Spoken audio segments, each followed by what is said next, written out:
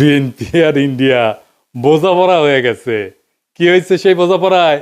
সেটা হইতেছে যতদিন আপা চট কইরা ঢুকে না যায় ততদিন পর্যন্ত বিএনপি ভারপ্রাপ্ত আওয়ামী লীগ হিসেবে কাজ করবি। ভারপ্রাপ্ত আওয়ামী লীগ, আমি কই বৃহত্তর আওয়ামী লীগের বিএনপি শাখা। সেই জন্যে ইন্ডিয়ান মিডিয়া উঠে পড়ে লাগিয়েছে বিএনপিকে ক্ষমতায় নিয়ে আসতে। ইন্ডিয়ান মিডিয়া খবর দেখে এটা, হ্যাঁ, আনন্দবাজার পত্রিকায় সে লিখিচ্ছে খালেদা পুত্রের সম্বল নয়াদিল্লির বন্ধুত্ব মুক্তিযুদ্ধ। কি লিখেছে সেটাও কালে গুরুত্বপূর্ণ। এনা পড়ে শোনায়, পুরাটা না, কিছু অংশ বিএনপির নেতাকর্মীরা আপনারাও শুনেন। ওটি লিখিচ্ছে মুক্তিযুদ্ধ এবং ভারতকে পুঁজি কইরা প্রায় 1.5 যুগ পরে দেশের মাটিতে পা রাখতে চলেছেন খালেদা জিয়া পুত্র তথা বিএনপির ভারপ্রাপ্ত চেয়ারম্যান তারেক রহমান।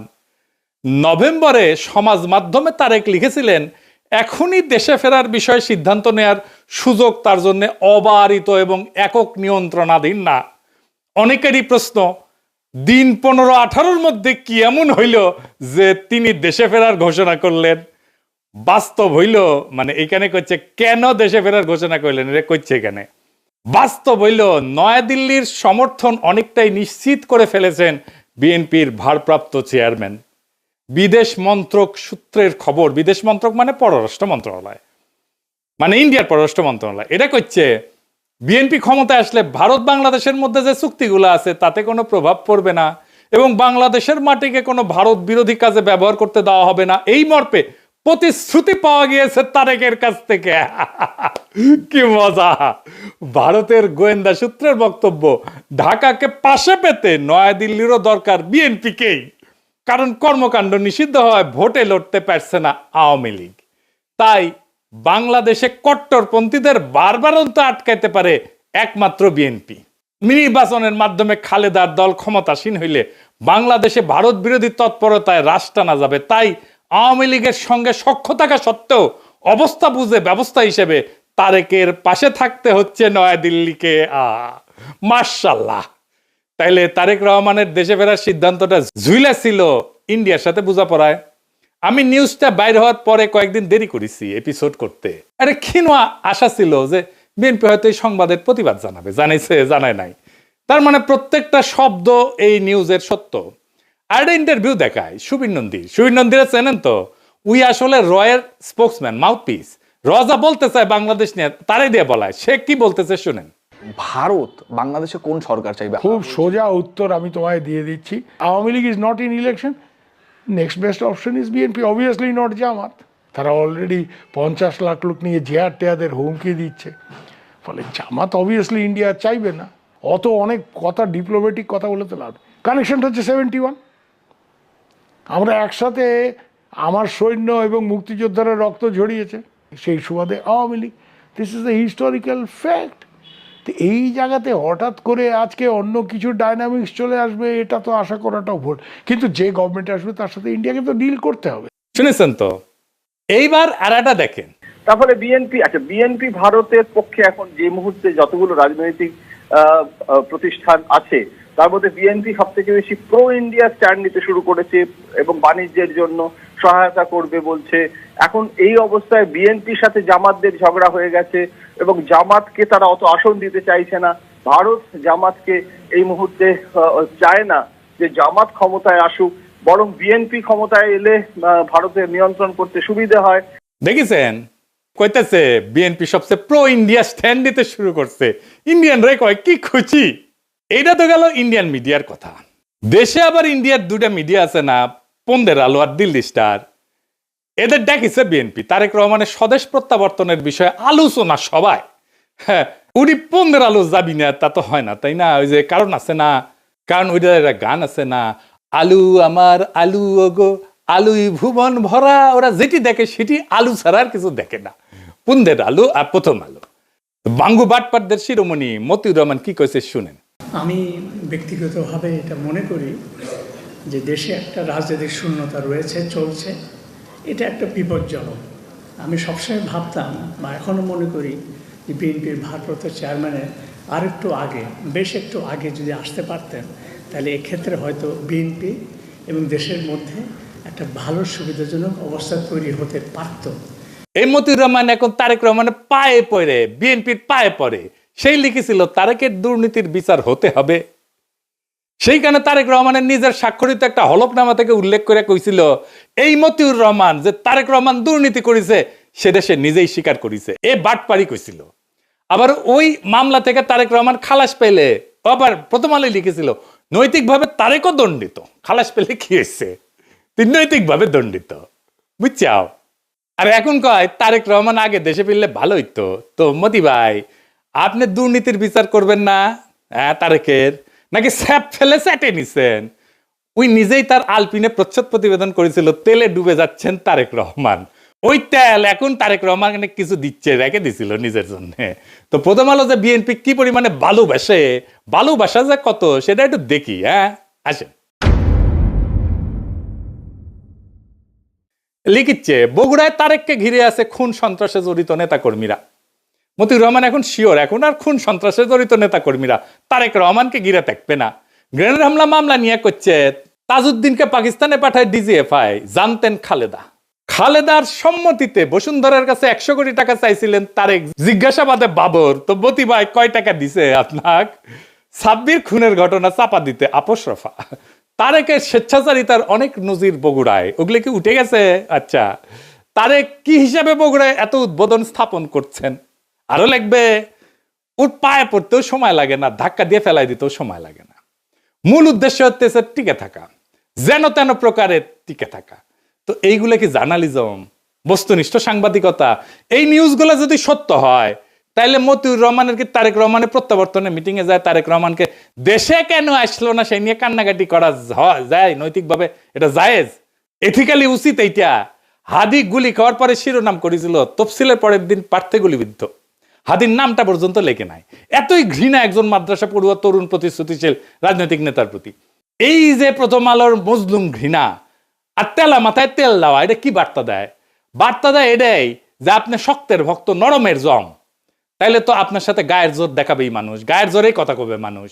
আরেক মাল আছে মাহফুজানন্দ প্রভুপাদ, সে কয় 53 বছরে নাকি সংবাদ মাধ্যমে আগুন দেওয়া হয়নি, ওই চান্দের দেশে আসিল। বাংলাদেশের 53 বছর বয়সে কোনো মিডিয়ার অফিস আগুন জ্বালানো হয় নাই। হ্যাঁ, 2013 সালের 12 ফেব্রুয়ারি দৈনিক নয়া দিগন্তের আরামবাগের কার্যালয় হামলা করে আগুন ধরায় দেওয়া হয়েছিল। তুই তো দমে দমে মিশা কথা কয়।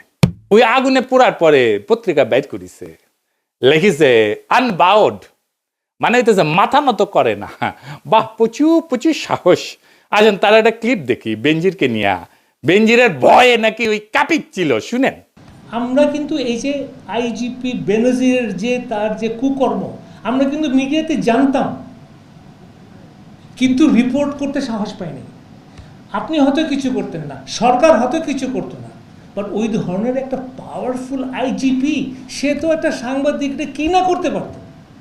শুনিছেন কত বড় সাহস?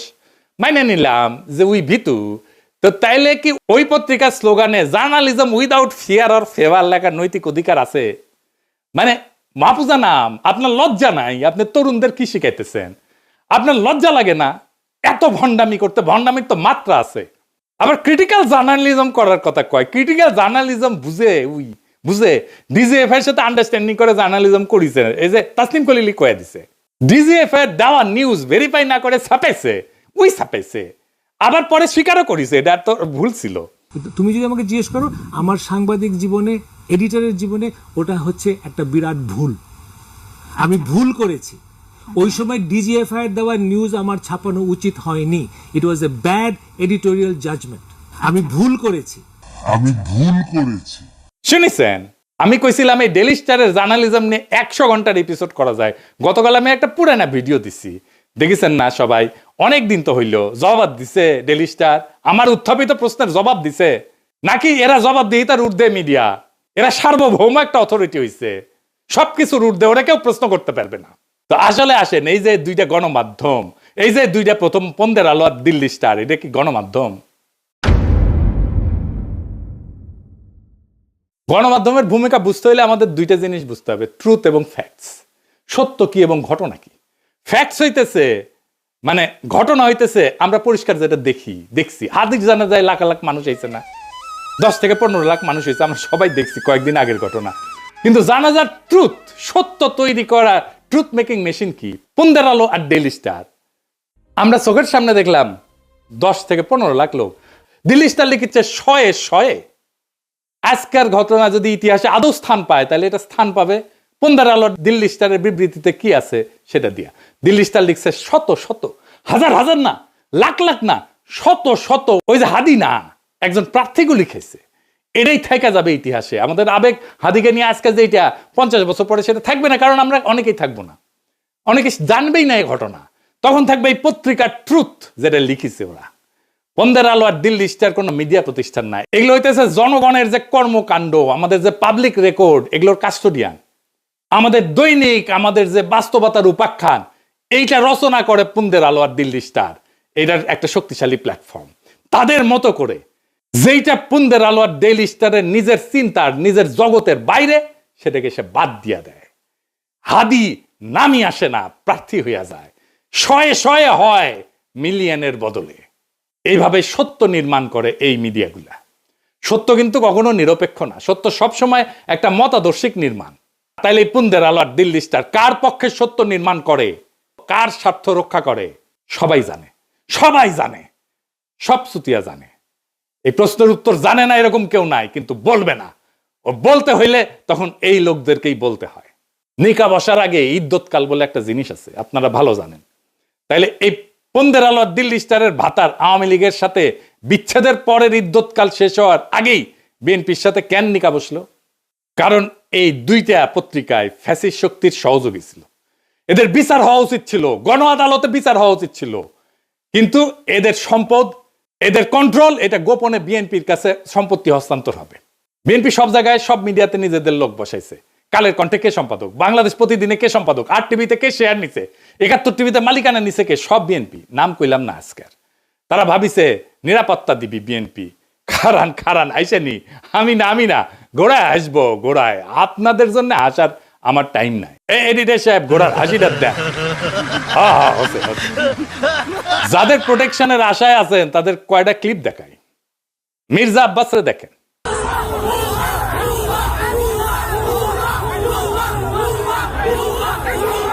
দেখেছেন ভুয়া স্লোগান তারে দেখা। এবার দেখেন হাদির জানাজায় সালাউদ্দিন সাহেব গেছে, তারে কি বলে পাবলিকে।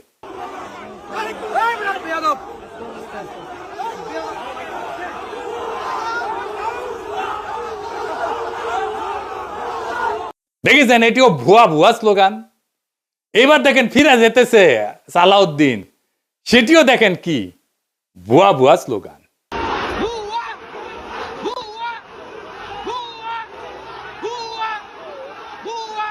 মির্জা ফখরুল চালাক মানুষ, জানাজার আগে কইছে আমি অসুস্থ, আমি যাবো না।